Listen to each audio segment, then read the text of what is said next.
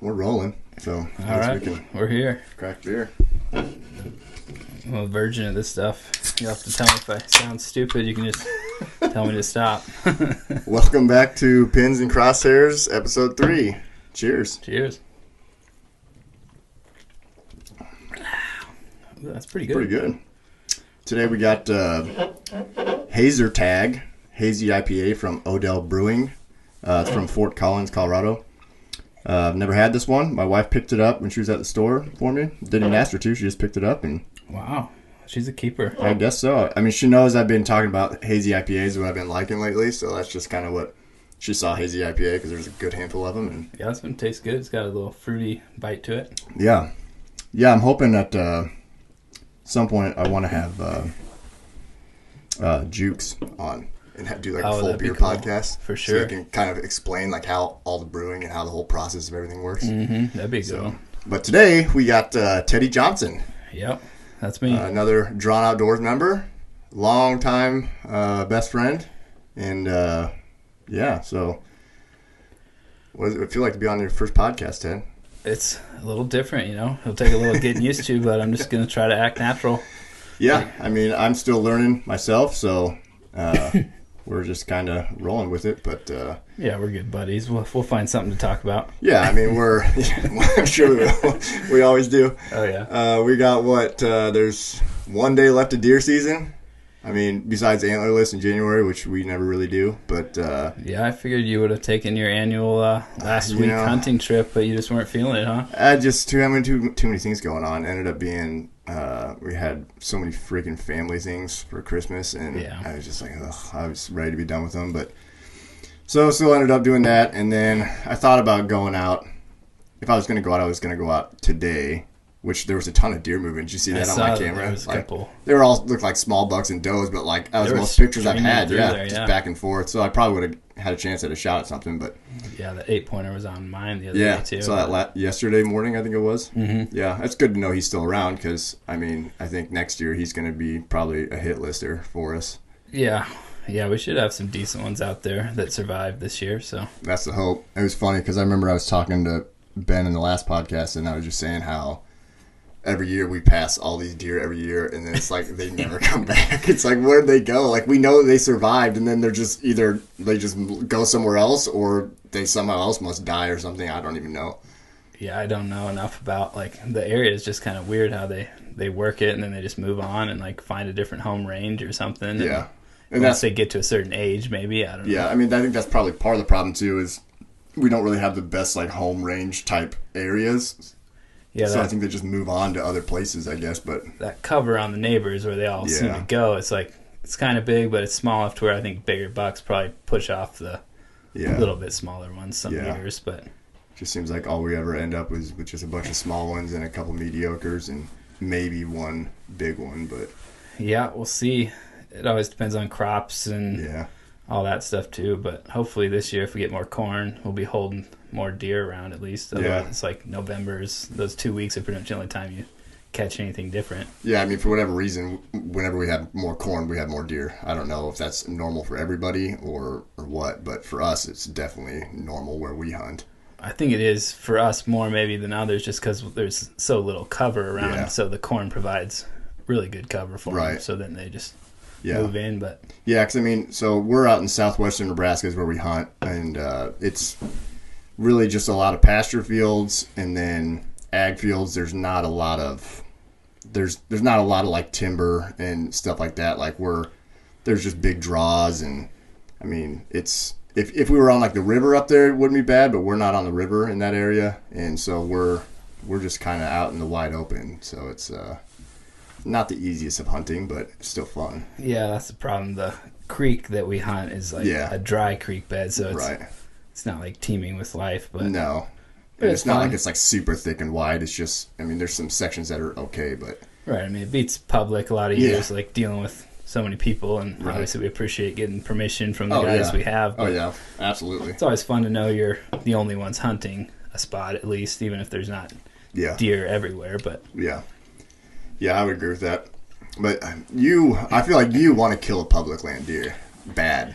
I've gotten more into it, especially out there because there is so much public. It's like there's opportunities I feel like out there to get a big deer on public. Yeah. Which everyone seems to think is impossible in Nebraska, but yeah, I mean, it definitely seems hard in Nebraska compared to other states because I feel like the public in other states a lot of times is better public land for deer, but also if you go to the right places, like you're saying, in Nebraska, I think you can find them. I mean, we used to kill a lot of deer on public with a rifle. Like, we did that for years. And that's what I was thinking. Like, you can hunt all these overlooked public spots with a rifle pretty easy that are more open and stuff, but with a bow, it's just a little tougher to get into the right spot where a big buck will be when you're there. It's right. Like, you don't know what the pressure's like. You don't know how they're moving exactly. So I find it to be a fun challenge, though, and I definitely want to try a little harder next year for that. But like you say, I haven't done it yet, so it may be harder. I mean, you haven't done it yet, but it's not like you really put in that much time. I mean, it's like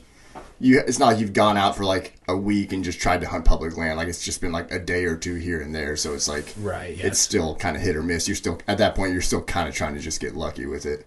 Yeah, I think it helps what we did this year, at least checking out a couple new public pieces, like kind of get an idea of how they lay out. And then next year, if I go back to those, if they're still public, I'll at least have a good idea of where I want to set up. And so, I mean, there was tons of tracks, a lot of big tracks. Yeah, that second one we went to for sure. That first one was kind of tough because it looked like they had cows in there until very recently when we got out there. Right. So there wasn't a whole lot of sign. But that second one we went to, I mean, that first night we went there, that whole walk-in I had along that cornfield, I mean, there were just tracks everywhere and big tracks too. Right.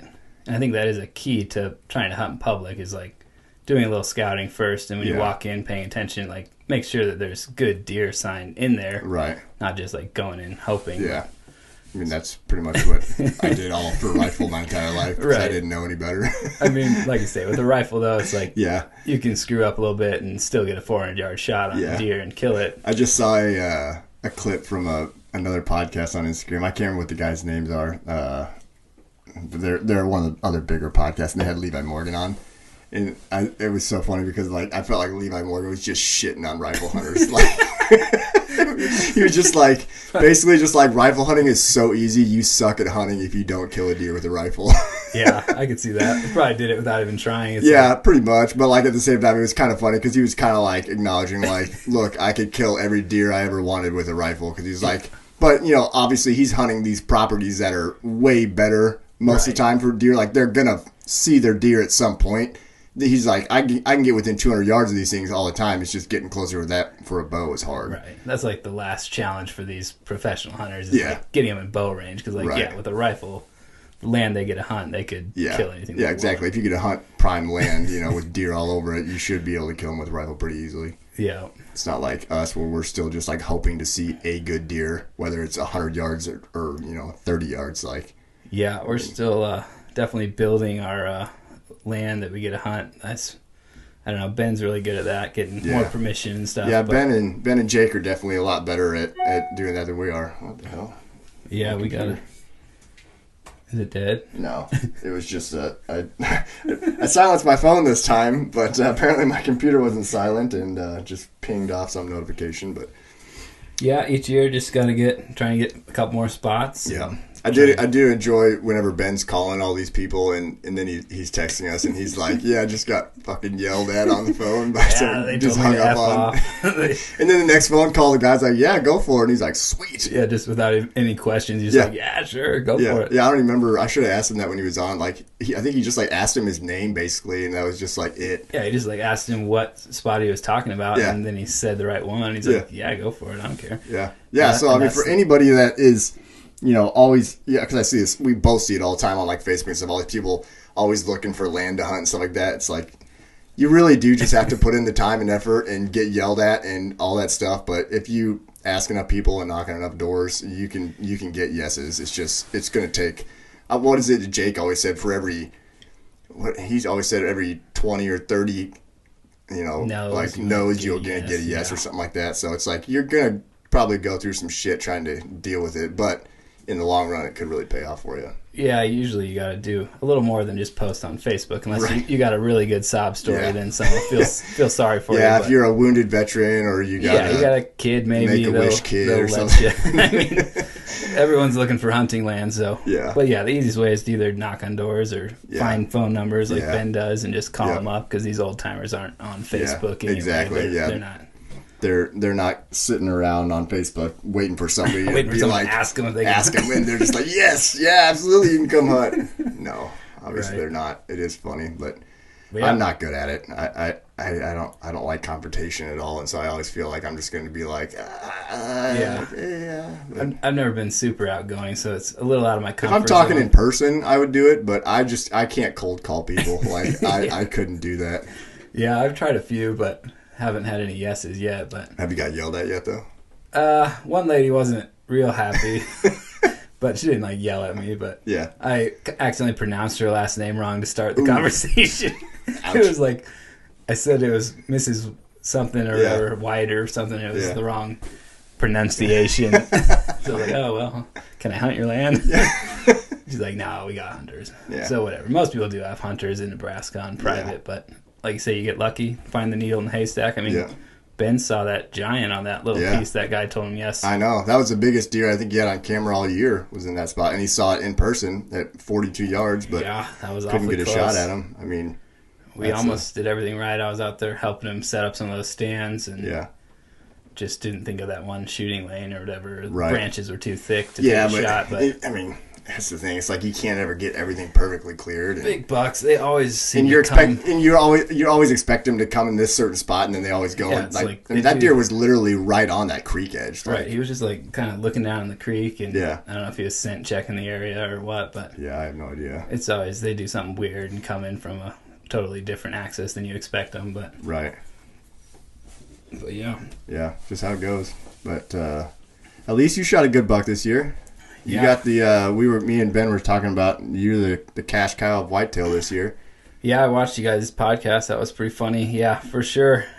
And no one else really had much luck this year with whitetails. Jake shot that one in Missouri. Yep. That was a good buck. Yeah, I mean, he didn't ever get a shot at anything decent in Nebraska, and then he tore his rotator cuff, so that sucked.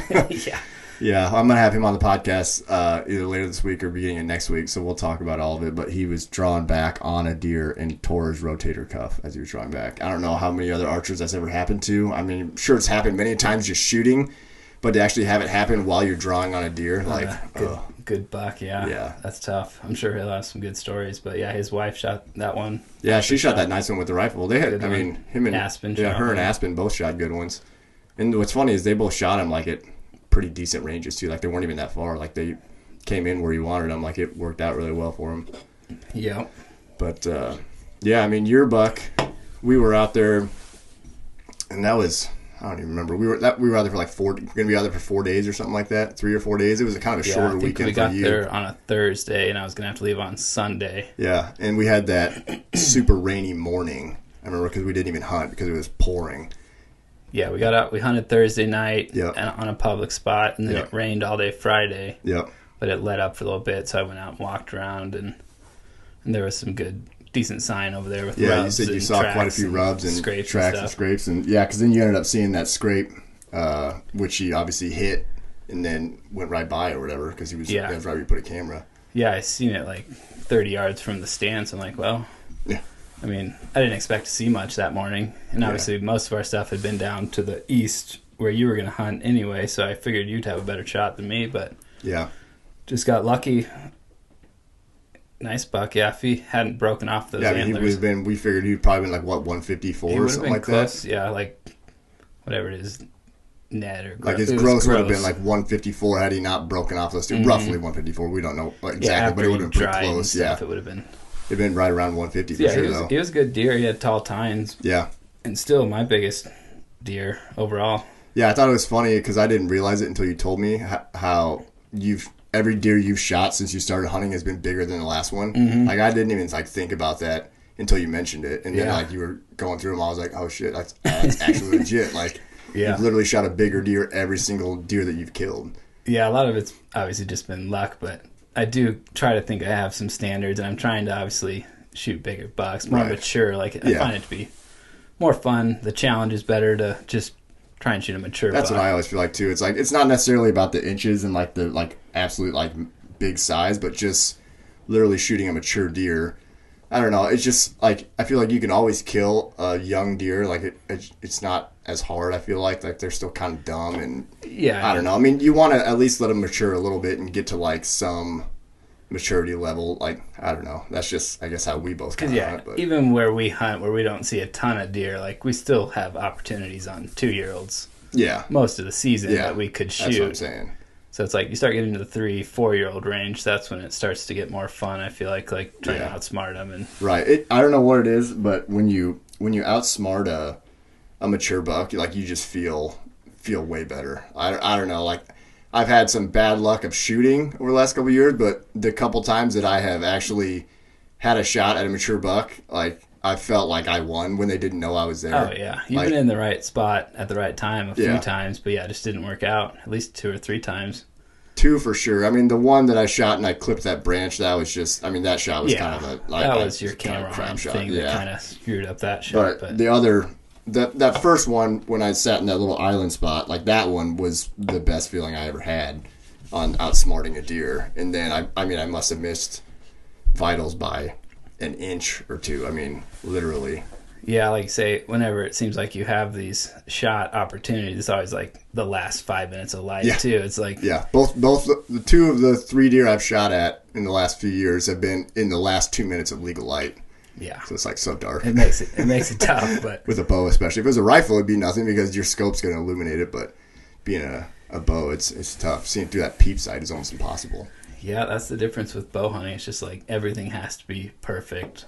All the way from scouting, prepping, hanging the stand in the right spot, clearing the lanes, like having the deer walk where you want, and then the shot, like everything's got to be perfect. Yeah, because that's not like your buck last year. Like we had him on that camera, going on that trail, like how many times, especially because it was during the rut, and then so you set up on the saddle, perfect for like a 15-yard shot, and then the sucker came behind you on a different trail. Yeah, and you were all like twisted backwards in your saddle shooting at it, but you got it done. Yeah, that was pretty wild because I was trying to hunt out of my saddle. I think that was the first year I got that XOP saddle. Yeah, I think so. Which was fun to try out, but set up on the trail. I thought he was going to come down. It was really cold that morning, and I didn't see much. And then all of a sudden at 10 o'clock or something, I hear some noises like downwind of me, pretty much, like because I was set up for the wind for the trail on the other side, and he comes down and just mows right along. But of course he's right behind me, so I gotta like twist all the way around in my saddle. I got the camera arm like laying across my like hips, like trying to get all the way over there. And then of course right when I like stop him to make the shot, like my hip turned a little bit and like bumped the camera arm off of it, so I didn't get the shot on camera. But still got the deer. Got the shot. I think I drilled his liver for sure and maybe caught like one lung because he was quartering away pretty hard. But because he only went like 50 yards at most, right? And then he like fell over and then like kicked his legs a little bit, got up for like 2 seconds, and then dropped again and died. So it was pretty quick. He was expired within 3 minutes probably. I'd imagine you must have got some lung, because I don't even remember when we field dressed it for sure, but I remember you saying we hit liver for sure. Yeah, I could see there was a hole like straight through the middle of his liver, like right through it. So I think that's probably what killed him, but maybe caught a little lung. But But that was kind of a bummer because my goal last year was to like self-film. Right. Get a self-film kill, obviously. And then I like came so close. So then that was nice this year. Yeah. Getting the redemption and getting a good shot on camera on a good buck. So that was exciting. Yeah, that was such a good shot too. I mean, you put that thing in the most perfect spot. It was. Yeah, I mean, you can't ask for like an easier shot. No, it worked out perfect. But you got to still make the shot. You still got to make the shot though. Yeah, I mean, you drilled him. Like whenever you see like a video of somebody shooting a deer, and I swear half the time anymore, like people don't make the greatest shot, and then they're like, "Oh, it's a perfect shot," and you're just like, "Was it though?" I saw the shot. Yeah. That was a terrible shot. Yeah, I don't think that was perfect, but he's probably gonna die. But your shot was like, I mean, it was right in the pocket, like right there. It was. You couldn't ask for a better shot than that. It's like what you dream of seeing on film is that perfect shot. Yeah, it always feels good when you just like let it loose and then you just see it hit like right where you're aiming. It's like a great feeling. That was such a funny morning too. I'm trying to remember. I was seeing a few deer, and I think I even saw that 8-pointer that I was trying to kill, but he was a couple hundred yards away with a doe or something. Yeah, with a doe on the neighbor's property, and then you just sent that text to that arrow. I was like, oh man. I was like, oh, he got one. I was like, sweet. I thought you shot that other 8-pointer, so I was like, It's like, you shoot that 8-pointer? You're like, nope. I was like, oh my God, it's got to be bigger then, because he wouldn't shoot anything smaller than that. Right. So that was freaking fun. Yeah, I sent the boys in our group Drawn Outdoors chat just a picture of my bow with no arrow in it anymore. So that got them fired up. I think everyone was out hunting that morning. I think so, yeah. So everyone had their phones handy there. Yeah. Then the anticipation was slow played it a little bit, but then I sent you guys the trail cam picture. Yeah, when I saw the trail cam picture, I was like, oh man, I was like, I did not expect that. Yeah. We hadn't seen anything. I mean, we had a picture of that deer, but it was like, we only had like 1 or 2 of them, and it was from like a week prior to that. Yeah, I didn't even like realize he was that big from I didn't either. From that picture either. Yeah. Like, but he was pretty good size, good mass, good time length. So yeah, it was kind of cool that he was one of the deer that. So that was what was funny, because I don't remember if we had any pictures of him last year, but we had pictures of him 2 years ago. I think that neighbor guy might have showed us a picture of him down to He might have, yeah. I can't remember. I mean, That's there's true. a few that have that same gene. It seems like the tight kind of 10 the kind of point tight, tall. taller 10, yeah. But yeah, I remember. Yeah, we did. I don't think we had a picture of him last year, but I knew we had. We figured out we had pictures of him from 2 years ago, and I saw him in person 2 years ago. So, I mean, that was probably when he was 2.5. We were kind of assuming. I would think so. And because we figured he was probably 4.5 this year. Yeah, I mean, he could have been 5.5. We could be wrong. I don't know for sure, but he was at least 4.5 for sure. I think for sure. Yeah. So yeah, definitely the most mature buck I've killed. It was cool seeing him in person, like seeing the picture from this year compared to 2 years ago, just because you could actually see the difference of how much bigger he got, just from those 2 years. Yeah, I mean, he was just a pretty tight 10 basket as a 2-year-old. We're assuming. Yep. A decent size, but he definitely blew up. Yeah, had a good frame. Like, you could tell he had a chance, but then when we didn't see him last year, I just assumed he was another deer that disappeared or was dead. But I mean, we didn't have pictures of him all fall, so that's what was so crazy. Like, he just came in during the rut. Yeah, I don't know if he moved to the west and then we just didn't have him all last year or what. Yeah, I don't know. I mean, but yeah, I mean, obviously people listening are probably thinking 4 years old isn't like super mature, but where we hunt, what we see, like a lot of deer don't get to 4. So no, not at all. If you come across one where we hunt, there's very few bow hunters. It's pretty much all rifle hunters, and they just drive around in their truck until they find one and shoot it. Yeah, and there's deer move. Their ranges are so big out there too. Yeah. It's like a deer could be 3 miles away one day and then come by you the next day. Like right. Yeah, because they gotta cover so much ground to get to the next piece of cover. Right, where the does will be, if they're searching. Yeah, because it's just you have a little pocket of something like a draw, and then you have just all these huge ag fields. So they got to go through a whole other ag field to find another little pocket of cover to look for does or whatever. So it's a different style of hunting for sure. And even Ben, I think, realized that a little bit when he came out for that that's bird what he's hunting saying. Trip and stuff. It's not maybe what you'd imagine. Yeah. Hunting in ag land's a little different when it's not full of trees everywhere and stuff. Yeah, I mean, because we have permission on technically a lot of acres of land, but it's over 3/4 of it is it's gotta be 80% all just ag. Yeah, just ag, and then at least random patches of cover. But yeah, we just got to keep getting better at hunting those little pockets too, because obviously we've had big deer just hold up in some of those smaller areas too. Yeah, that one spot that always has our biggest deer, it's just so hard. It always has the biggest deer every year, but there's literally there's hardly any trees in it, and they're not even real trees. It's there's these growths, so there's no trees to get into. And if you get down in there, you're in this bottom where your scent's just swirling down there. Swirls in there, and so it's you can't get in there to kill them, but then you're just on the ground in some CRP grass trying to find cover, trying to be able to draw on something without it seeing you. Exactly. I mean, with a rifle, it's great, but with a bow, it is. When we had that huge mule deer this year, I set up, in that spot that I was, and I thought I had great cover. And I still got busted by these freaking mule deer. They never, ran, but, they could tell I was there. And I had the wind in my favor and everything, but they just were, I just had this one that kept coming over and just, kind of stomping at me. Right. And then, eventually blew at me at one point, but it was, I just couldn't figure out how they saw me or knew I was there. I wasn't, moving or anything like that. But, and I had brush in front of me. I had some grass, and then I was back in the shade, and I had these little bushes and stuff around me and you had behind some back me. Cover and stuff. I thought for sure there was no way they were gonna know, but they somehow. I swear they just have a sixth sense sometimes, and they just know something is different. I literally almost chucked this water bottle at this mule deer though, because I literally just kept coming up to me it was right over the hill, so it couldn't see me where it was at. At that point, it was like, I don't know if it was maybe catching my scent at that point or what, I don't know, but it just like I could hear it down there just like stomping at me and kind of blowing, but not like blowing. And I literally had this water bottle. I just wanted to freaking stand up and just chuck it at the stupid thing just because it's pissing me off so much. Yeah. Yeah, it's always hard because like in that area too, it's like in the evening, especially your thermals like want to kind of pull down in there too, maybe, but it's like there's no good way to hunt it. But yeah, I think Ben said last week on here that we should get one of those like decoys that go on your he did bow. mention that. I was like, that's actually not a bad idea. It's like you could try it for sure if you can spot something. But yeah, if you do it at the right time, it might work.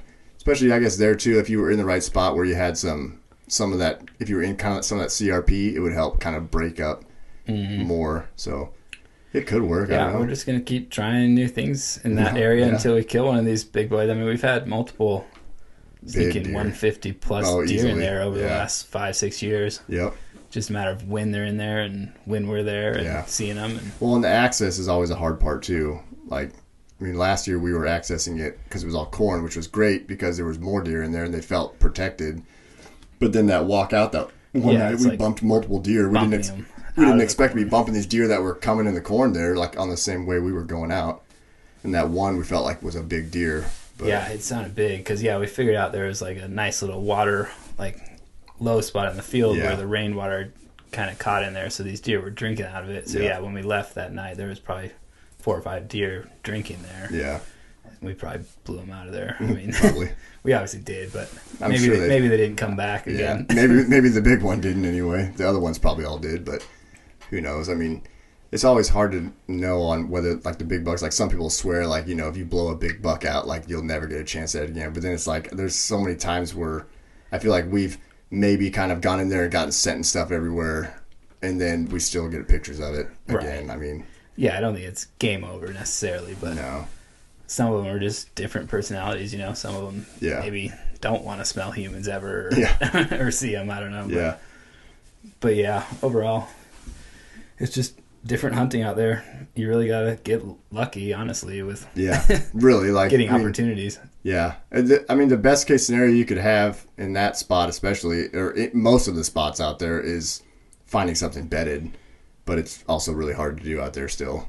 Right, seeing them before they see you is pretty tough. But like I say, I mean, we're not pro bow hunters. No. We're still learning, and I feel like we are learning every year. Well, I feel like I obviously watch plenty of like videos and stuff like that, but I feel like you watch way more videos about trying to learn how to do things better and be a better hunter, and I don't, because most of the time I watch videos that I'm like, I want to watch a video that's like looks good, like good camera stuff. You're more. I'm like more into like the cinematic or like stuff. Like professional filming instead of like just some scrub YouTuber.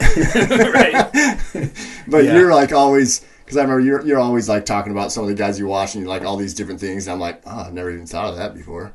Yeah, it's fun just to like hear how other guys do it and have success or don't have success, and just like what their keys are to like seeing. Because I mean, the main thing is just like getting an opportunity at a big deer, like being close enough to where they are to where you might have a chance. And my thing that I don't know if this is a good thing or a bad thing, but I always feel like going into a spot, like, like you watch all these guys and you try and you do it on public land where you're going into a spot to try and set up to kill a deer.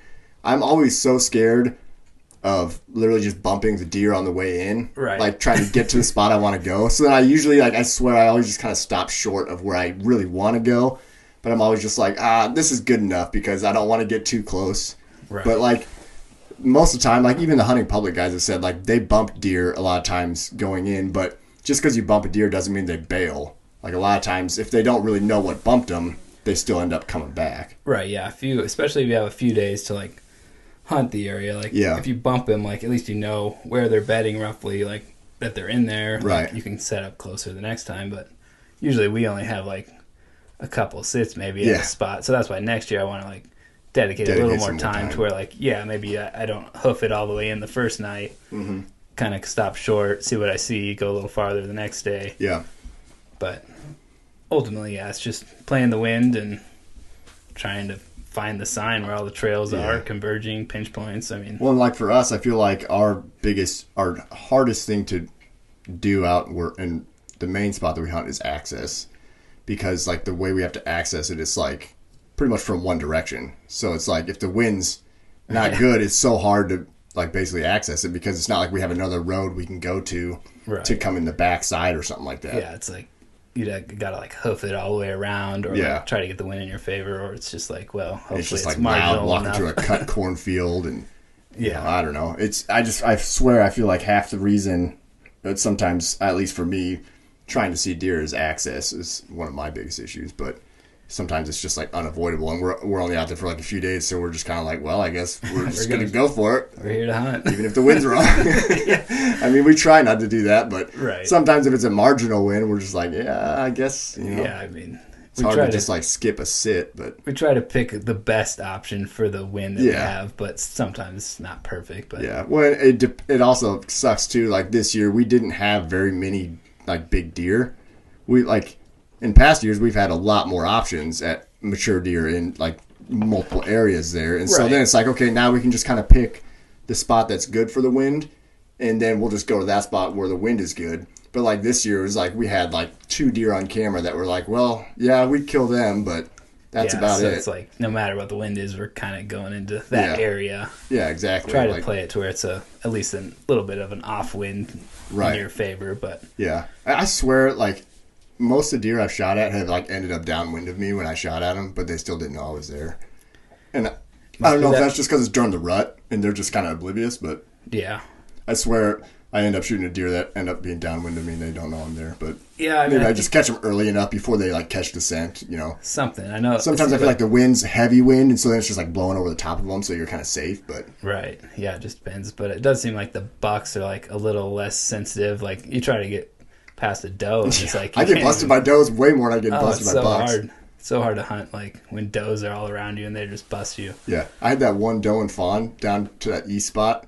I saw him like every time I sat, and that doe every time, like even if I had the perfect wind and everything was good, she still was like, he's like, oh, he's something is not right. Something's not right. She'd be over there. She never blew, but she would always just be kind of stomping and kind of sniffing around a little bit. Sometimes she wouldn't even like be looking in my area, but she'd be doing it. Yeah. And it was just like, but every time I was just like, oh, and she wouldn't leave. She would stay forever. So it's like if another deer comes in, I'm going to have to try and kill this deer, and she's going to be staring at me and blowing at me. Alert the whole stinking county. Oh my God, it was so annoying. Does are such a frustrating animal. Yeah, it makes it tough. It's a lot easier when during the rut, obviously, when you just catch a lone buck like cruising through. Yeah, they're just nose down, just cruising. So it's like as long as they don't really go onto like your scent trail that you brought in or whatever, usually they just don't even know. It seems like. Yeah, for sure. Yeah, I mean, your e-bike was handy for a while. Until I broke it. With the access out there. Oh, that was so great. Man, I had this perfect spot this year. It was a cut bean field, and it was about almost 3/4 of a mile to get to the spot I wanted to, and I wanted to go way out in this bean field, and then I cut down to the creek because the way it's laid out, like where they're bedded, it was down below, and so if they're bedded in there, they wouldn't see me in the bean field. So then I was able to, I got a spot set up and had my e-bike. This was my 3rd year with my bike, and it's been awesome. And Teddy dropped me off because he was going to go hit a public piece. And then I got a stand with me because I was going to hang a stand because this was going to be like my rut spot. This was like last, 3rd week of October or whatever. It was going to be a perfect all-day sit rut spot. And then I'm riding in on my bike. I had the stand on the back of my bike, and one of the straps somehow, I don't even know, it just was hanging down. I didn't even realize it, and just absolutely wrapped through my entire gear, ripped wires everywhere, broke spokes. It was I wasn't even halfway across the field. I was so pissed. Oh, just ruined my season. Yeah, I get the text, my e-bike's messed up. I'm like, oh no. Yeah. You're like, what should I do? Should I come back? I was like, no. But that's what's funny about that night, though, because then I went and sat in that XLP stand of yours, and ended up seeing that buck. Was that the night? That was the same night. Shot that one, the 8-pointer? Yeah. I remember sitting there, and I'm sitting there pissed off. I'm like, because I dropped one of my black racks too, like so that's on the ground down there below my stand, and I'm sitting there just pissed off the whole day, thinking I'm not going to see shit. And then all of a sudden I hear these footsteps, like deer footsteps. I was like, oh, I think it's a deer, but it was coming from the upwind side of me, which I wasn't hoping. Right. But then I just kept hearing it, and I finally could see it, and then he just couldn't make up his mind where he wanted to go, and obviously never could get a shot on it. But it was like that was the one good buck I saw in person all season. Yeah, that's true. That's it. Like, after that, it just went dry. Because, did you see him a couple times, or was that the only time? That was the only time I saw him in person. One time with the doe, but yeah, I saw him way off. Yeah, he was like 300 yards away. And then it was just that smaller, 10-pointer or something you saw at that last... Yeah, I think he was a 9 or a 10-pointer or something small, and then like 90 inches or 100 inches or whatever. I was going to shoot him, though. Yeah, I mean, that's just it. Out there, it's just...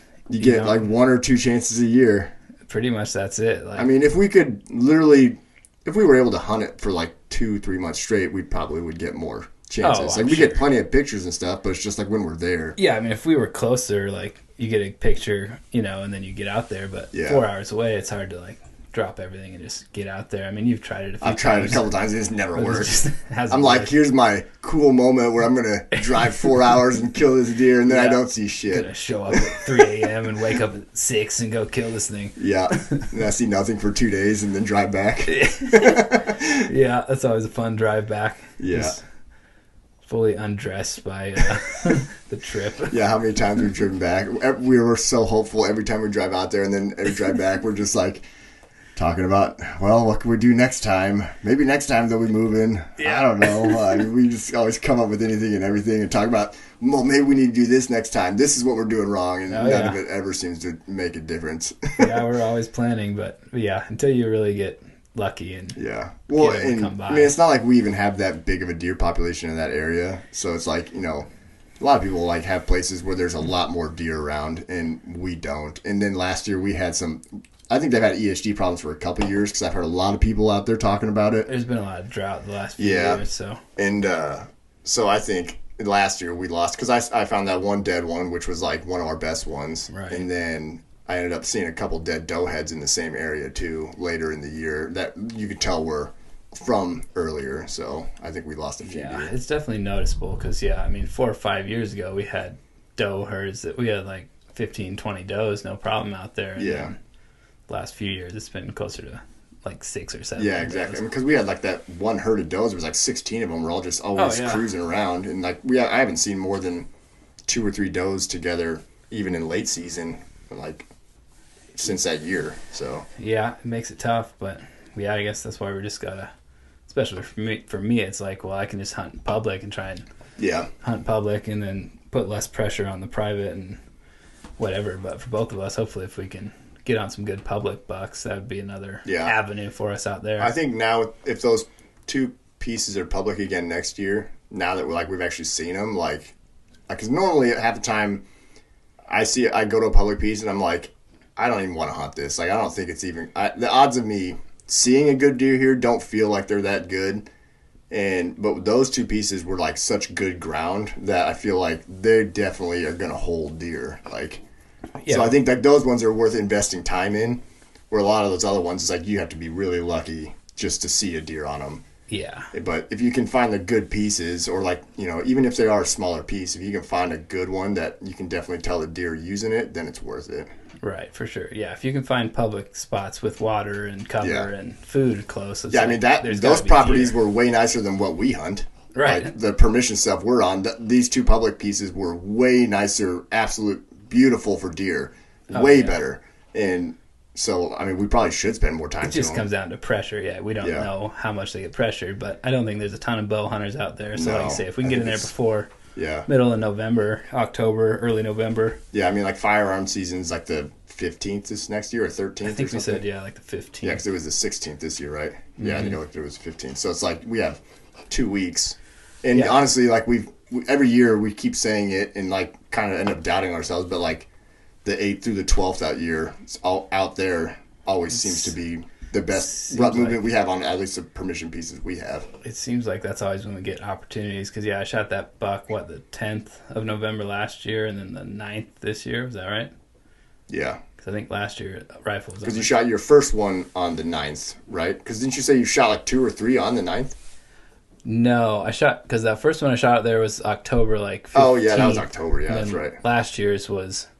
I thought they were both on the 9th. Was it the 10th? Maybe it was.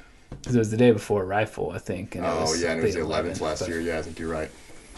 But yeah, definitely seems to be that 4 to 5 day window out there, because early November seems like we're always gung-ho about it, but then we never see much. Yeah. Yeah, like for me, like this year, like I should have known better, that I should have been like taken like a whole week to go for that second week, but it was just like I could go, so I was like, I guess I'm just gonna go. It's November and you have the opportunity. I don't blame you for that. But then I just felt so stupid, like I just wasted so much time, and it's like I still saw deer, and like I felt like I should have seen more. Like you would still think there's like rutting activity going, obviously at that point, but yeah, it was odd that you weren't seeing anything. It was still the same thing. It was just like you'd see it if you saw him, you'd see him like right before dark, and it was just like, man, you would think at some point these deer got to be running around during the day, but should be daylighting, but it's just for whatever reason. I mean, because like Jake here on the eastern side of the state, first week he always sees deer everywhere. He's always seeing rut activity here, but But he also hunts better ground than we do. Yeah, I'm trying to think because I think me and Ben saw a little bit of action earlier in November, but then he never got shots on any of those bucks. And then I hunted with him opening day at rifle with the bow in one of his permission spots, and we saw quite a bit of rutting activity that day, which was later in November, like the 16th or whatever. But yeah, I feel like it just depends on where the hot does are and where the action is, basically. But it could be any time in November. Yeah, it's hard to know. I mean, either way, we always have a good time while we're out there. Oh, for sure. It's always a great time. Yeah, I honestly didn't get out there as much this year as I have in the past. So you were kind of myself half the time. You were lone wolfing it out there. Oh man, if I killed a deer, it was going to be so much work. Yeah, but I was looking forward to you saying you got one. But you were probably looking forward to hearing how much work it was going to be. I was going to be impressed. But yeah, it just wasn't meant to be. Yeah. But yeah, obviously it's hard for us to both. I mean, it's hard for anybody to like get out on trips like in our stage of life because we do have young kids. So it's like it's difficult for any of us to get out and as much as you want to. I mean, if we had places like right by us, we'd be able to go out a ton. But we're driving about 4 hours to get there, so it's like with kids in school and stuff. Yeah, it just makes it difficult. It's gotten tougher for me the last couple of years, but. I feel like there's a healthy balance. Like I still get out enough to kill something. But, definitely, for sure. But yeah, it's always fun making the trip out there because it's just like it is a good time. It's like hunting camp. Yeah, you're out there just doing your thing. Yeah, you got nothing else to worry about. You're just it's gonna be fun no matter what. I mean, we're not out there being bored. Honestly, I mean, we hunt pretty much all day. Like we're going all day, whether if we're not sitting, like if it's like afternoon or something like that, we're still usually doing something, either driving by other public pieces or otherwise scouting anywhere. I mean, moving stands if we have to, or trying to get set up for the next day. But so we're going hard the whole time. But it's it'd just be nice to kill more deer out there. That's for sure. Yeah, it doesn't produce like we hope it will every year, but I remember, next year. Yeah, next year. Next year's our year. Oh yeah. Man, because you went. Well, and it was funny too because I didn't even like really realize it until you killed that deer this year. But you were like, I haven't seen a deer in the stand in a month and a half or something like that. It was a long time. I think I hadn't seen a deer since the end of September or middle of September, and it was like a lot of it was my choice because I think Ben touched on it a little bit last week. But it's like there's certain spots on these permission pieces that we hunt where it's like we had a lot of bucks on cameras in areas and does and fawns. So, in other areas. Yeah, you're kind of either going to see a buck or like you can go sit and see a bunch of does. I don't plan on shooting a doe, so it's like I'd rather sit where I have a chance at seeing one of the big ones. Because I mean, there was some good deer. That one was over 140, I'd say, that we were hunting dozer, and then there was a couple other pretty cool bucks in there. The one had one with that blade. One side with like a blade. It looked like this. It looked like this deer had like a machete on one, like his one side of his rack. It was just this club type thing, but it literally just looked like a machete. It was actually super cool. It was almost like a big spearhead or something. Yeah. Like on the one tine, it was just like this big spearhead. And the other side of the rack was great. Like it was really nice. Yeah, it was like a nice 4-point. Yeah, but that was so cool seeing the pictures of that one. And he looked like an older deer too. So it was like I would have shot him. Yeah, he had good mass to him. There was another 9-pointer, but it was just another one of those spots where it's like these permission spots we have are like on the edges of really good hunting land. Yeah. But the good hunting land's like on the neighbors, so it's like you're hoping they'll come your way, but a lot of times they don't, especially once the rut kicks off and there's does over there. And, because we ended up not seeing many of them on camera again most of the season, but we don't know if they're alive. Because you had beans over there this year, right? Yeah, they were cut pretty early, so it's like I swear anywhere there's beans are cut in Nebraska, there's never deer. But. Yeah, it's like they're there a little bit early when they're hitting the beans, and then they move on to corn or whatever, it's green at the moment. But Yeah, I don't know. Like you say, there's some good spots we have. So next year. Yeah, I mean, I'm never going to complain because we're hunting permission, private ground. Because plenty of guys hunted public for years with a rifle. Obviously, I didn't grow up bow hunting. I didn't start bow hunting until about 7 years ago. But rifle hunted every year my whole life, and we hunted these public pieces. They were out in like northwest Nebraska. They were sweet places, but there was always people, obviously, and it just kept getting busier and busier. And this one area was like, it was a public piece, but it was also like I don't know, it was like owned by the town or something like that. It was because it was that lake, and they had like a road driving through it, and because it was a campground, like part of it you could camp there, and so like you could drive through there. And we'd be sitting there all the time during rifle, and there'd always have these freaking people just driving through there. And we're like, well, guess we're not seeing any deer. Oh, yeah, we'd have our truck, like, parked in the corner, like you usually would, saying that someone's in there. Yeah. I thought it was funny. Well, because, like, that one day, remember that guy busted out that huge mule deer? Yeah. Like, we had this huge muley. We didn't know it was there, but there was a smaller muley buck and a muley doe that went down into that bottom. And I was like, man, I bet there's a bigger deer down there. And we're sitting there just kind of waiting, and all of a sudden... We see this big buck come running out of there, and it was huge. And I was like, Dad, look at that buck. And it's like 250 yards away, but we're with rifles. And all of a sudden we look over and there's this truck driving through there. Yeah, like the road that went like it goes like right by that little draw. Yeah, right by that ditch where the deer were. And so they busted this deer out. And I thought it was funny because I don't know if it was in Nebraska, if it was like another state, but it was like a firearm thing where the guy was out during firearm season. Some guy was looking at me through a scope, and he was like saying like how unsafe that is, and like how all this stuff. And I was just like, well, he probably didn't have binoculars. Right. He was probably just trying to look and see like what's going on, who you are or what you're doing. Like I was aiming at that dude's truck with my scope. Yeah, we were like, I was ready to shoot that truck. Shoot his truck. Oh my gosh, this dude. Oh, because we were just waiting for him to come out because it looked like they bedded down. Yeah, it was like 9 in the morning. Something. Yeah, like it's like prime time. They should come out, and then of course, big old buck in there. Yeah, this dude just comes cruising. Runs through. The opposite way of us. Yeah, of course. Yeah, that's just how it is on public. Which, like you say, having privates definitely nice because it's like no matter what, you can go there and hunt, and it's just gonna be you. Yep. And a lot of guys don't have that opportunity, so it's a blessing for sure. Oh yeah. I mean, obviously, I wish it was way better ground, but obviously, I'll take it. Right.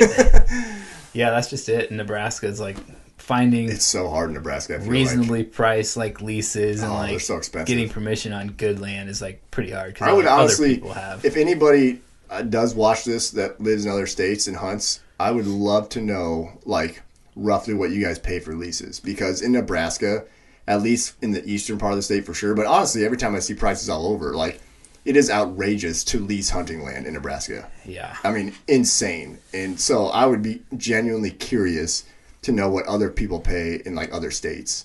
Yeah, that's an interesting question. Because prime Iowa ground, how much are they paying? I honestly feel like people in Nebraska are paying it just as much for that. Probably, but I mean, a lot of it has to do with our habitat being so limited. Yeah. So it's more of a premium for it, but.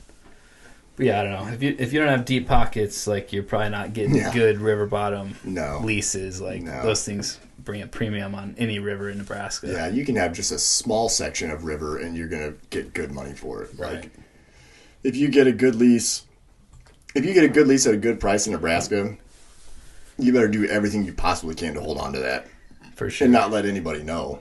Yeah, because if some other rich person finds out, they could lease it from this person and just offer more money. They will. Right. It's they'll steal it. Quiet. People love stealing leases around here. Yeah, I don't know if we know anyone or not, but I mean, I would too if I had the money to do it. But it's I spend enough money on stinking equipment and camo. Oh yeah, it's I know as much money as I've spent on hunting gear and camera gear over the last 3 to 4 years. I probably could have paid for at least a decent lease. Probably could have had 4 years of a lease. Yeah. Could have shot a couple nice deer with a stinking old bow or something. Yeah, but then I wouldn't have a $4,000 camera and thousands of dollars of sick gear and out there with my tact cam. Sweet land, Michael. Can I hunt? Yeah. We'd probably have better luck. We'd probably have just as much fun. Yeah, one of these days. I mean, it is fun because it's more of a challenge. Like, and when we do get a nice deer, it's like it means a little more. Yeah, it really does because you feel like you have to work a lot harder for it. I mean, not that you don't have to work hard on good land too. You still got to work hard. But like for us, it's like there's just so few good deer compared to some other places that in the state, you know.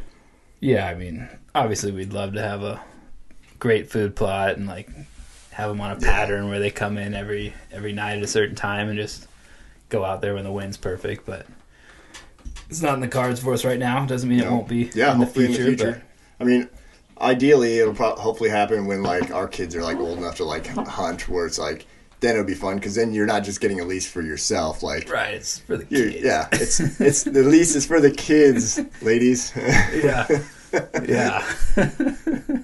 We just happen to get the opportunities at the big bucks. I think I do that all the time with a lot of things that I want to buy or like think the kids would like, or like stuff I want to get them into. I think I use those excuses with Paige all the time. Like, oh, the kids will love it though, and the kids will be able to do this all the time. And I'm like, always. I know it's like something that I want them to do or they do want, but it's also like something that I want to. So I'm like, yeah, this is a way I can spin it. I think you and my wife are a lot alike. You know, it's funny because I always tell people this, and I noticed this from my parents, is their best friends, you know, the Johnsons, not your Johnson parents, but the other ones, they're opposite. Like, my dad is just like Christy, and my mom is just like Mike. Right. And so, for whatever reason, like I swear it makes best friend like relationships work. Oh yeah, because it's the same thing with me and Paige and Luke and Melissa. Like Paige and Luke are like exactly the same, and me and Melissa are like exactly the same. But then like obviously we're best friends with the opposites. But like for whatever reason, the whole chemistry works. Yeah, it is funny how that works out. But yeah. Yep. So you're more like Paige? I don't know. I guess I must be. I don't know if that's a good thing or a bad thing. I don't know. For her. I mean, I don't know. I mean, I like her, so. Yeah, I mean, I like my wife, too.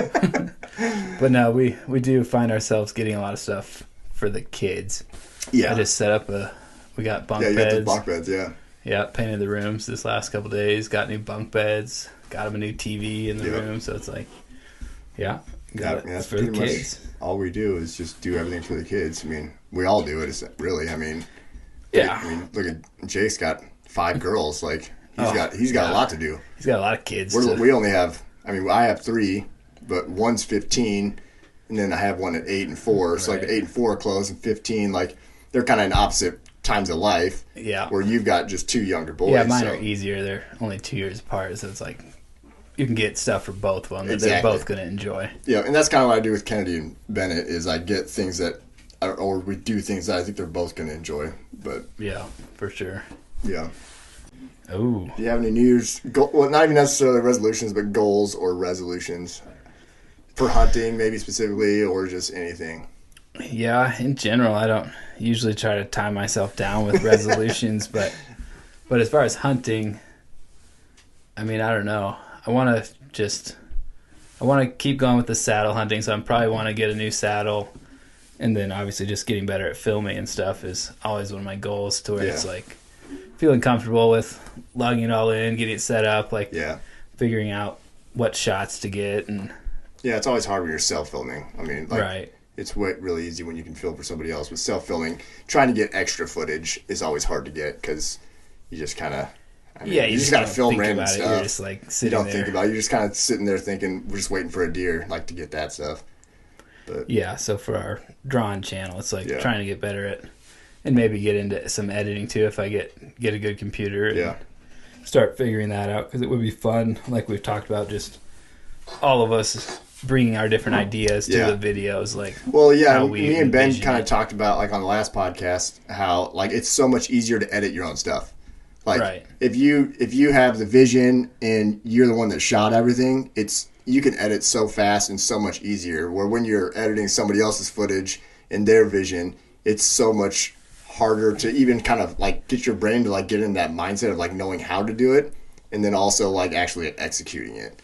So it is way easier if you are able to edit your own stuff. And it's hard because like if you don't know what shots you took, you're doing it for someone else, like you'd have to sift through like all their footage. I've done it. Maybe find the footage that they wanted. Right. So yeah, definitely.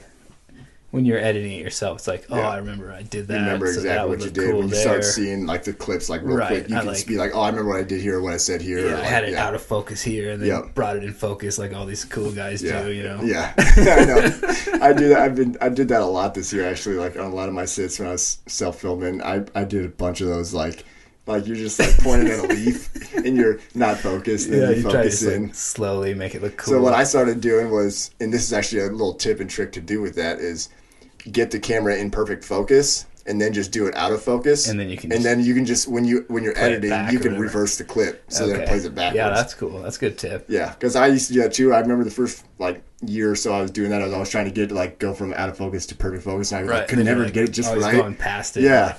And then I was like, obviously once I was editing and stuff more, all of a sudden I was like, why don't I just get it in perfect focus and then pull it out of focus? And I was like, that's so much easier. That's probably a better idea. Yeah. Then you don't have to do it 12 times. You can do it once. Right. Yeah. Yeah, and that's stuff I like to learn. You've gotten it pretty well down with the last few years, just getting good at filming, editing. Yeah.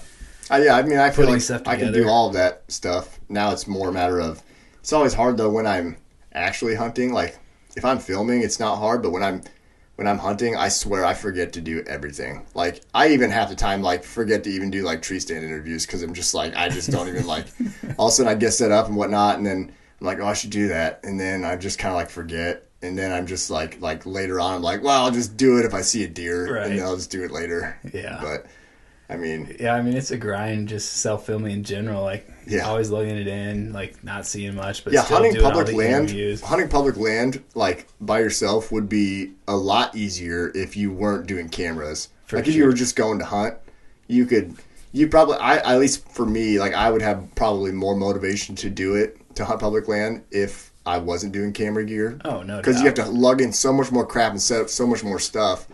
It's takes so much more time. You're already having to haul in either a tree stand or a saddle kit, camera arm, all that stuff. So it gets to be a lot if you're trying to go in a mile even. Right. Just to get away from the road. But that is something I have realized the importance of, with hunting public, getting a lightweight saddle system and compact stuff. Yeah, it's getting some smaller good sticks. Backpack, smaller sticks. You were hauling those 3-step Hawk Heliums this year. Every time you would be be getting ready to go, I was always like, "You're really gonna haul that in there?" I was like, "Poor sucker." Yeah, yeah, it wasn't the funnest, so I just ended up sitting the ground the last couple times. But next year, like I say, if I put a little more money into getting a better saddle set, I mean, your saddle worked, but obviously it's that original XOP that's pretty cheap. So the thing that I hate about that is you can't attach anything to it. There's no pouches. That's one of the biggest all things. Over. Yeah, if not being able to haul stuff with your pouches too, because that's one thing I've noticed when I am in my saddle and going out to self-film is I can haul so much more extra things that it's it makes my backpack not completely clustered. Right in your pouches, and I figured if I did it a year or two and decided I wanted to saddle more, I would upgrade. So I plan on doing that. Yeah. But saddles aren't too expensive anymore either. You can get them used, especially on the saddle sites I'm on, and you can get them pretty cheap anymore. Yeah, I feel the thing that's getting expensive are the sticks. To get good, nice small lightweight ones. Because that's what I want to get next year is to have that set. So if I do want to go public or just go do a hanging hunt, even on the permission, being able to pack in a small set of sticks that pack really well, I think would be so nice. Right. But they're all these new ones coming out are $500-$600 for 3 sticks. Yeah, it's finding the balance between quality and budget friendly. That's the thing. It's I mean, $600 on a pair of sticks. I think that's what those new Hyperlight trophy ones are. You've been looking at, yeah. Not even the ones I was looking at. It's these I newer really ones. want the Hunt Arsenal sticks. That's right. But I was actually going to buy them in I don't know, it was either end of September or October. And then so I went to their website and it said sold out, and I was like, well, that sucks. I was like, how are they sold out? And then they had a thing on their website that said version 2.0 coming next year, so they were just sold out for this season. Right. So but they have a new one. They're coming out with a new one next year. I was like, okay, well that's cool. Because I'll probably buy those. Mm-hmm. But also now I wonder if they're going to jack the price up too, because they were. I think it was $350 for 3 sticks this year. Right. Which was already a decent amount. But now these other companies are all $500, $600 for their nice ones. Are they going to be $600 next year? Probably. Yeah. I mean, That's going to be a hard pill to swallow for me to spend $600 I feel on like sticks. it's one of those things that, like, Facebook Marketplace is your friend on some of the stuff where it's like, if you can find a dude that's just, like, decided he didn't like saddling, he just or didn't like that of set of sticks, like... You can usually find something reasonable. Yeah, I did see that. I checked Marketplace a few times this year for sticks to see if there's any, like, not specifically those ones, but any of the other ones that would be, like, convenient to pack, you know, nice and small. And there was a few times, but I just was like, I can survive at this point. But yeah, I was so dedicated to that one spot this year, which is probably a good thing and a bad thing. But yeah, you left your sticks there like the whole season. Yeah, pretty much. Like, I mean, we had other stuff set up too. We should have just taken a different stand down there, but yeah, I don't know. It was. I thought for sure I was going to kill deer. But the problem was, like, for a while when I was out there for like that week, I kept bouncing around. Every time I bounce around, then that's when the deer would go by there, so I wouldn't be there. Yeah, that's the problem. Like Ben always has too. It's like, do you just stick out one spot and like make sure you're there, so if something comes by, you are there, or it's like, do you mix it up? Do you? That's what I'm wondering too, because like I'm one of those guys that I bet I could go sit the same stand every single time all year, like the same spot. Like it wouldn't just like. Because for some reason in my mind, like if I sit this spot enough, I'm gonna get a shot at one. Yeah. And it's funny because some people, you know, they're like, never sit the same spot ever. Like some of these hardcore guys are like, you always got to sit a different spot, never sit the same spot 2 days in a row. I'm like, I think if I sat in this one spot that I know is going to be good, and I sat there every time the wind was good, I sat there every single time. I feel like my odds of killing a good deer are better than bouncing to maybe this set over here, you know, or this set over here.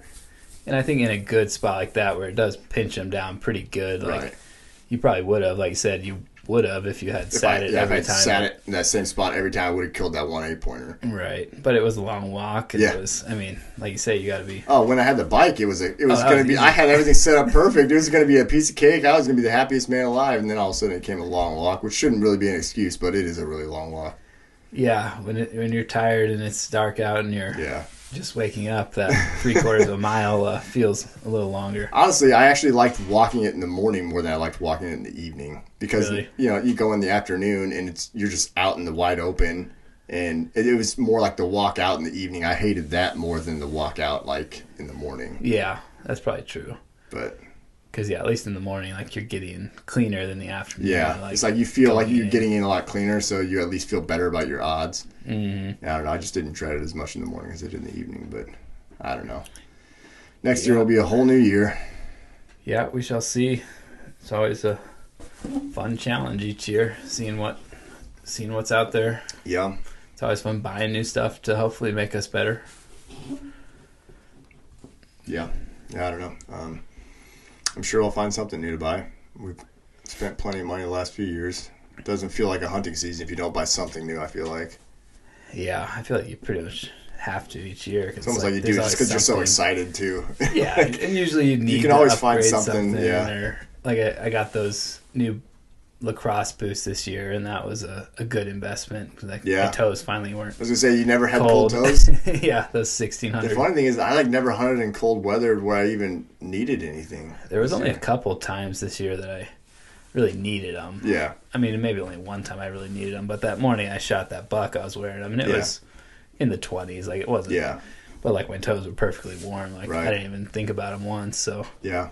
Yeah, that's nice. I mean, I never once carried those Arctic booties or whatever they are. You know, last year I swear I wore them a ton, but this year it was pretty mild. But I will also say too, I think that when you're in a saddle, and I sat so much in a saddle this year, my feet don't get cold when I'm in a saddle as much. Because I think it's because I'm standing, and you're like kind of the blood is you're kind of constantly like you're moving a little bit, you know, and being standing. I think that made a huge difference. Probably, yeah, because definitely just sitting there, it's like your knee is like kind of cutting off circulation. Yep. Like once they start getting cold, it's just like it's all you can think about. And you don't want to move because you know if you stand up, you're gonna feel even colder. This is gonna stink, but my toes are only gonna get colder. It's only like 7 o'clock in the morning.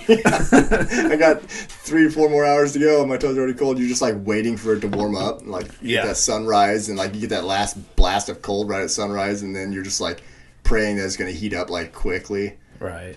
Yeah. Yeah, usually we hunt more later in December, but this year like I hunted more in September probably, which was a first for me. Usually like with the restaurant stuff we're just too busy. But having those permission spots with Ben was nice to get out for a few evenings at least. But then you're dealing with a whole different set of being hot and sweaty and bugs. And yeah, you guys had some.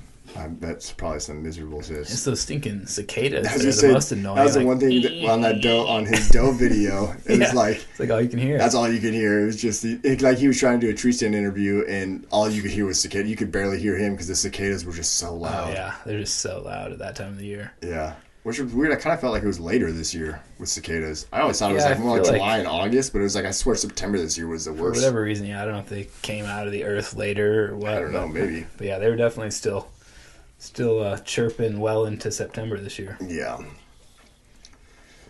But yeah, hopefully next year, like say, by the time we get out, it's usually October. Yep. That we're really hunting, but I mean, it's always fun. I always get out there a few times because I've got to mow the grass and stuff, so I get the chance to get out there. I mean, there's always for like a day, which always sucks, but it is always fun. We get that one trip out in the summer to get our cameras up. And that's like the for sure. It's a nice little break and yeah. Go check things out, get some cameras up, mow. It's always so miserable that time of year too. It's always like 90-something degrees and just soaked in sweat. And everything in the areas we hunt is so overgrown, and so it's like you're just walking through all this like super thick like just dreadful stuff. Oh, the mosquitoes are so bad. Yeah, but it is fun. Then we just get back to the house and get some pizza and drink beers. And it's always a quick like. Not even 40-hour trip. It's like a 36-hour trip, I swear. Just a quick turnaround. We just go hard for like a day and a half, getting stuff set up everywhere. But it's always one of the funnest trips, honestly, we probably have. Probably because like we don't have to hunt, so like we don't have to worry about like anything. Getting up like really early and doing all the stuff and gearing up. Like it's pretty simple for us to just go out and have a good time and then come back. But yeah, I think we'll definitely have to try and get Ben and Jake out there next year. And I think it'd be fun. Because, I mean, it was fun this year going out there with Phil and Ben. Yeah. I need to bird hunt more next year, too, because that was really fun bird hunting this year. Yeah, if we could just get a little better at deer hunting, we wouldn't always only be thinking That's about always deer. what we say every year. We're going to kill a buck early this year so that we don't have to, like, we'll be bird stress about trying to kill a deer and we can go bird hunt. And it never, I swear it never. It's only happened once, really. Yeah, we should at least, like, when we're out there for opening day of bird and stuff, like, take the break that morning, like, go hunt birds. We really should. Bring the dog. Even not opening day, even if the second weekend, it would still be worth it just because. Yeah, anytime during that first week or two, there's might still not be quite as busy, but obviously there's tons of land to hunt out there for birds, so that's always nice. But we really should. I don't know why. We're always just so like. Yeah, I mean, if I have to pick between the two, I mean, I'm gonna pick deer hunting. Yeah. But the other one is fun too. Bird hunting's fun. It's just not like exactly like your like passion, like what you really want to do. Right. It's more just kind of like this is fun. Yeah, it's fun. It was fun this year. And honestly, it is fun if you get a group. Like, if you have, like, 4 guys, like, it's way more fun than just, like, going with just 2 guys. Oh, for sure. So. Yeah, next year, get the boys down there. And I know I've been wanting to get Jake out there so you can see it. Some fun. Ben's obviously been out twice now, but this was, like, the first time he really got to kind of be out there for a few more days. And I'm glad he had fun. He got his first rooster, but I was a little disappointed with, like, we didn't see as many birds, roosters at least, that I thought we would. But I mean, the thing is, like, we covered just like a few smaller pieces. We definitely could have hit some. We could have hit some spots. more. Honestly, I would have if Tracker wasn't like he was like not. He did not look good. Like I was like worried about. He was starting to overdo it a little bit. I think. Like, he wants to just go. He won't stop. But he's not going to stop himself. Yeah. So. And he's getting older. He is. And you guys hunted the morning before too. You and Phil, so it's like. Yeah, you don't want to overdo the old guy. Yeah. But it's always fun. Yeah, so we'll look forward to next season. And, hopefully we'll have some good bucks around and get a chance at them. I don't know. It's always fun. It always sucks having that, 9 months of waiting to get back to it. But yeah, it's just the way it is. I'm trying to figure out what I'm going to do until then. I got to find something else to do. Like, I'd like to do something else more hunting. I've never gotten into turkeys. I probably should, but I don't know. I feel like I got to find something else to try and hunt. Yeah, it'd be fun to get out. Like I say, we just get so busy with stuff during the spring and summer that it's hard to get out. But Ben there was a bunch of turkeys on that spot that I was hunting with him. So well, and Jake was just saying because they're hunting his lease now. They're hunting it for geese, and they've been getting geese off of it. Oh, nice. So yeah, that's maybe right. we should go kill some geese. Yeah, it's always fun to find another reason to go hunt something. I want to go hang do out. something. Yeah. So I don't know. We'll see. We'll figure that out. But yeah, hopefully next year will be good. And I don't know. I think that's probably about all we got for today. We should probably wrap it up. Yeah, we'll think of something. Otherwise, think of something else to talk about next time. Yeah, obviously this won't be the only time you'll be on. Yeah, we'll have to get a few of us on at some point. I know. Hopefully, Jake's going to come on either later this week or next week, and then after that, then I've got some other people in mind, but I'm kind of open to anything at that point. Yeah, for sure. I'd love to have all four of us on at some point, just so that way we can talk about the Drawn Outdoors and kind of how it all started and all that fun stuff, because there's so much to talk about that. Obviously, we'll be laughing and having a good time. So. Oh, yeah. All right. Well, thanks for coming on, Teddy. Yeah, no problem. Thanks for listening to Pins and Crosshairs episode 3, and we'll catch you next time. Sounds good.